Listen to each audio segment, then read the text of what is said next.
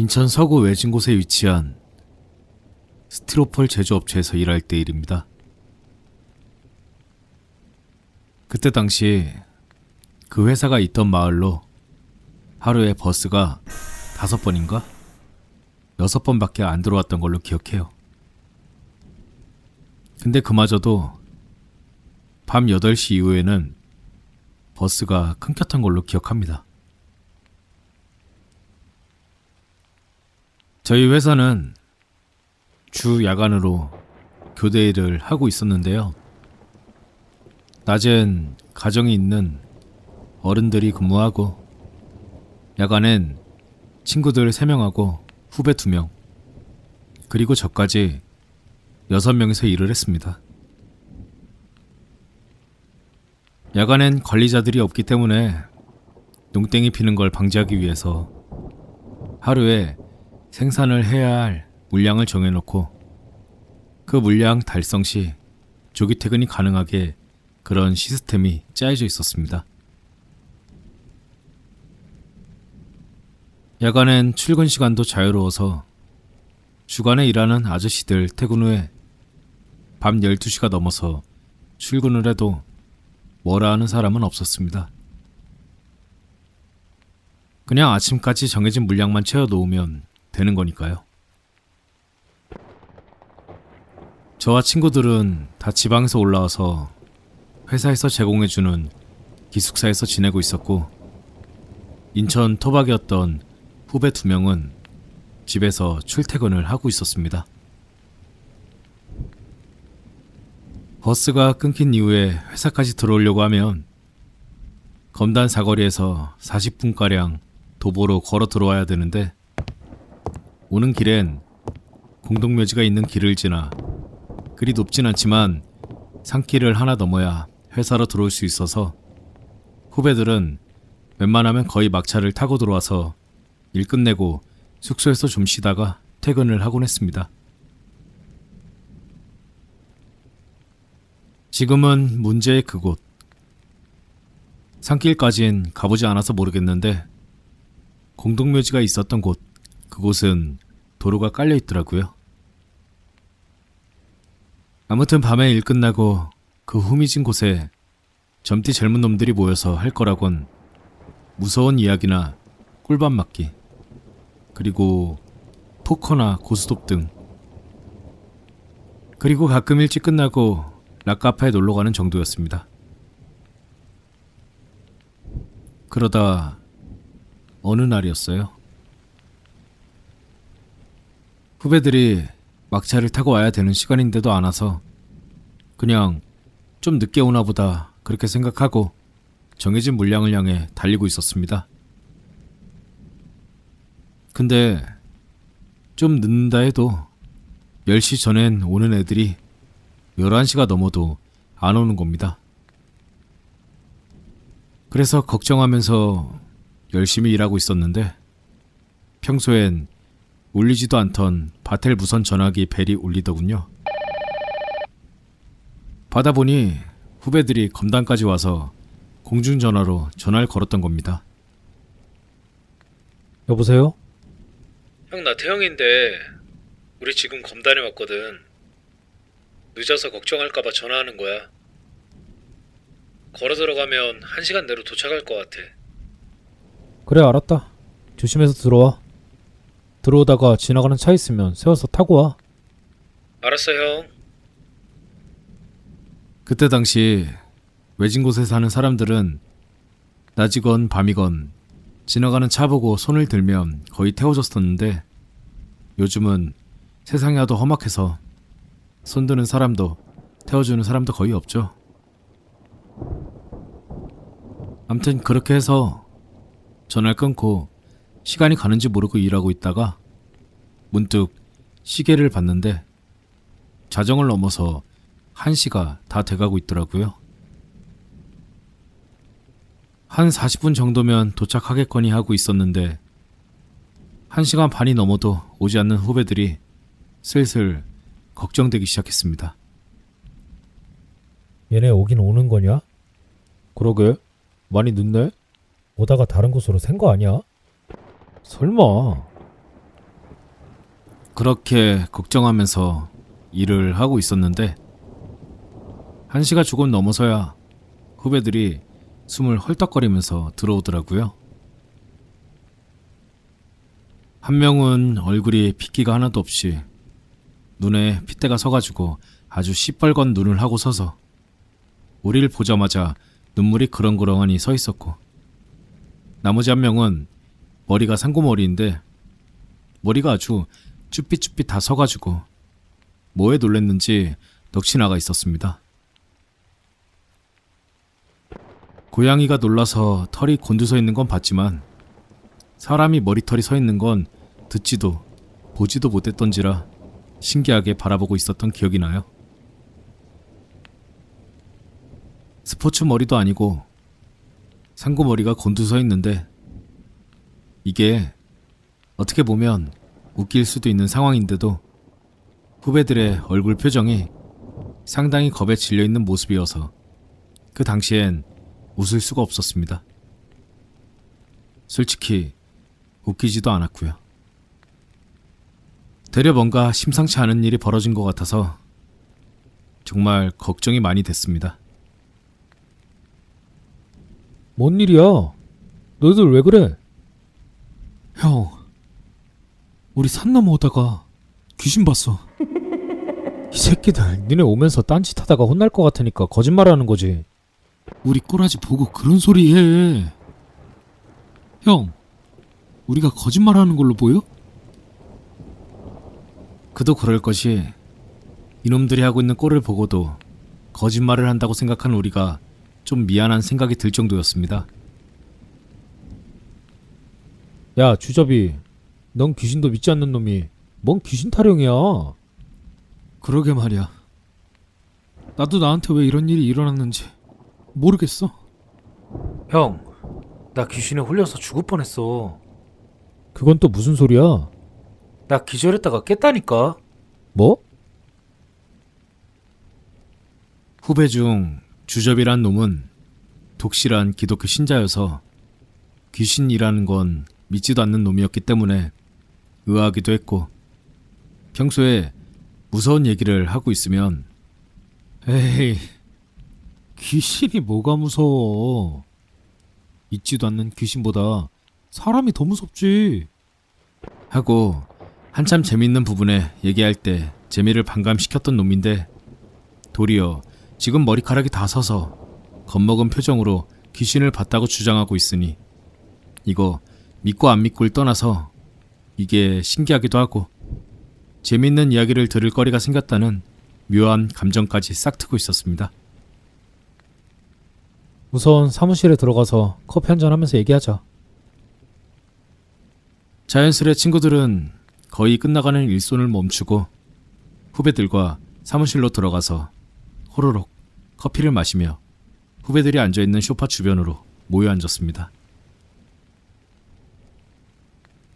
오늘 주접이가 다니는 교회에 뭔 무대를 설치한다고 해서 주접이 기다리다가 간신히 막차 타고 검단까지 왔거든. 아, 그게 일찍 끝날 줄 알고 청년부들 다 달라붙어서 무대 설치한다고 했는데 이게 전문가들이 아니라 시간이 많이 오바돼가지고 난 출근해야 된다고 하고 중간에 빠져나와서 온 거거든. 암튼 검단에 와서 회사에 전화하고 슬슬 걸어서 회사로 오다가 중간쯤에 지나가는 차를 세워서 좀 태워달라고 했거든. 근데 자긴 다른 마을 쪽으로 가는데 가다가 중간에 내려준다고 타라고 막 그렇게 말하더라. 그렇게 차에서 내려서 주접이랑 이런저런 얘기하면서 걸어오는데 마을 오기 전에 넘어오는 산 있잖아. 거기 중간쯤 오니까 가로등도 없고 달빛도 없고 아예 아무것도 안 보이더라고. 근데 갑자기 주접이가 가만히 서가지고 앞으로 갈 생각은 안 하고 자꾸 뭐가 보인다고 그러는 거야. 그러더니 혼자 길도 없는 산으로 뛰는데 그런 거 있잖아. 귀신이 옆에 있으면 한기가 느껴진다고 그러잖아. 주접이가 뛰는 거 보고 당황스러워서 어쩔 줄 모르고 있는데 갑자기 귓가에 하는 소리가 들리는 거야. 그러더니 한기가 귀에서 볼을 타고 쫙 퍼지더라. 갑자기 온몸에 닭살이 확 돋는데 순간 나도 주저비가 도망갔던 길도 없는 산 쪽으로 뛰고 있더라고. 막상 주저비가 간 쪽으로 오긴 했는데 너무나 어두워서 주저비가 어디 있는지 분간이 안 가는 거야. 그래서 야 주저봐, 야 주저봐 하고 불렀더니 앞쪽에서 오지마, 오지마 하는 소리가 들리는 거야. 목소리를 들어선 몇 미터 안 떨어져 있는 것 같은데 아니 모습이 전혀 보이지 않더라고. 그래서 우선 소리가 났다고 생각되는 방향으로 달렸지. 근데 갑자기 앞에서 뭐가 불쑥 튀어나오는 거야. 그러곤 기억이 없어. 아마 기절했었나 봐. 그 다음부턴 내가 말할게. 그러니까 산중턱에 왔을 때 길 한가운데 하얀 청 같은 게 둥둥 떠 있는 거야. 처음엔 나무 위에 청 같은 게 걸려 있는 줄 알고 태용이한테 야, 저게 뭐냐?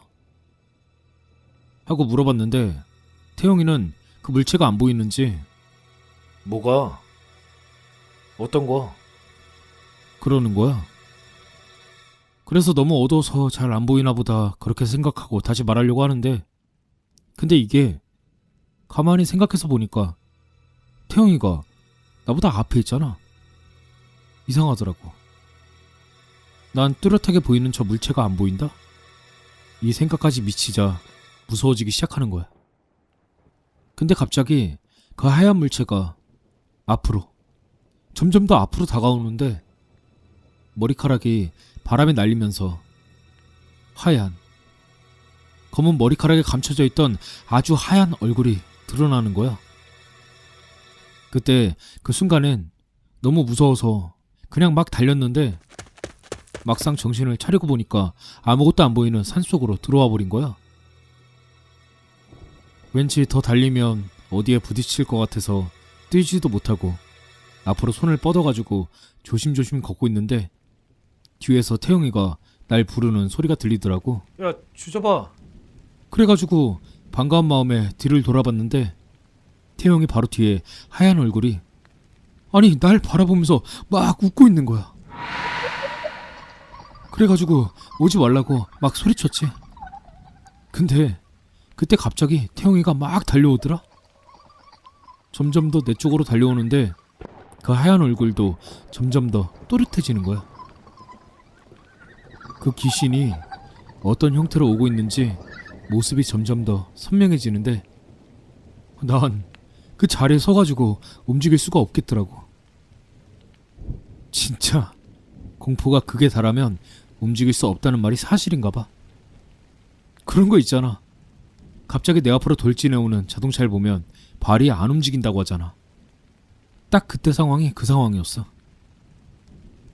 그리고 그때 나 봤어. 태영이 허리에 다리를 감고 태영이의 머리끄댕이를 잡고 오른쪽 왼쪽 틀어대면서 즐거워하는 귀신의 모습을 말이야. 난 너무 놀라가지고 어떻게 해야 할지도 모르겠고 그냥 바라보고 있는데 갑자기 태영이가 내 앞으로 오더니 으악! 하고 비명을 지르더니 쓰러지더라고. 나도 거기에 놀라서 뒤로 까무라치는데 태영이 쓰러진 자리에 가만히 서 있던 귀신이 그때 뭔가 아쉬운 듯 아깝네. 아까워. 그러더니 모래가루가 바람에 날리듯 샤르르 하고 사라지는 거야. 근데 이놈 기절한 줄 알았더니 귀신이 사라지자마자 벌떡하고 깨던데. 참, 그거 보고 얼마나 놀랐던지 내가 기절할 뻔했다니까. 몰라. 나도 그냥 눈이 떠지던데. 형들, 근데 오늘 우리 이 상태로 일 못할 것 같은데 오늘 우리 그냥 쉬면 안 될까? 그래. 아침에 사장님한테 말할게. 쉬고 아침에 버스 오면 가. 그렇게 그날 동생들이 들려준 재미난 얘기를 듣고 우린 하다만 일을 하러 갔고 동생들은 무섭다고 일이 끝날 때까지 같이 현장에서 같이 있었습니다. 일이 끝나고 날이 밝을 때까지 기다렸다가 우린 동생들하고 귀신을 봤다는 그 자리를 가봤습니다. 뭐 귀신을 보려고 간 건 아니었지만 평상시 우리가 자주 걸어 다니는 길이기 때문에 그 현장이 너무나 궁금해서 견딜 수가 없었던 것 같습니다. 그리고 동생들이 열심히 뛰어다녔다는 그 길. 아무런 길도 없는 산엔 정말 이리저리 뛰어다닌 흔적이 고스란히 남아있었고 더 놀라운 건 그곳에서 조금 더 들어가 보니 약 10m 가량의 낭떠러지가 있었습니다. 귀신을 처음 목격했다는 길론 많이 다녔어도 산속으로 들어오긴 처음이기 때문에 그런 곳에 그런 낭떠러지가 있는 건 그날 처음 봤습니다.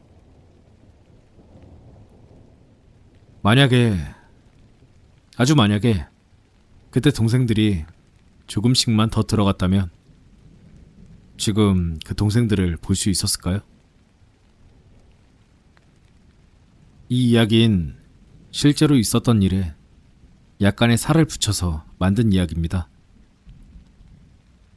현재 그곳에 사는 사람들도 있고 하니 그 마을의 이름은 밝히지 않겠습니다.